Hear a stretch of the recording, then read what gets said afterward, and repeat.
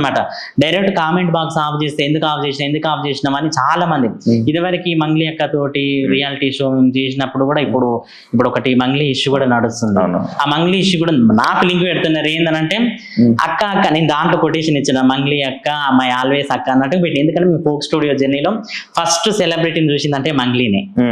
మన విలేజ్ నుంచి వచ్చినప్పుడు మాకు ఒక యాంకర్ గా ఉన్నప్పుడు అక్కని చూసిన అక్క ప్రేమతో చాలా బాగా చెప్పేది అనమాట. ఇట్లా వాడురా అట్లా వాడు, ఏదన్నా మామూలు సాంగ్స్ కావాలన్నా కూడా అడగడం అట్లా చేస్తుండేది. దాని తర్వాత ఆమె కింద కామెంట్స్ కూడా ఆమెకి ఇప్పుడు ఏదో ఇష్యూ అవుతున్నది కూడా నా మీదకి వచ్చి తమ్ముడు ఏమి ఇట్లా చేస్తున్నట్టు, తమ్ముని మీద ఈ ట్రోల్స్ అక్క మీద ఆ ట్రోల్స్ అని అట్లా కామెంట్లు చేయడం అవి చూసుకున్నప్పుడు నిజంగా బాధ అనిపిస్తుంది అన్న. అంటే లైక్ మీకు ఫేమస్ అవడం ఇష్టం ఉందా? ఫేమస్ అవ్వడం ఇష్టం ఉంది.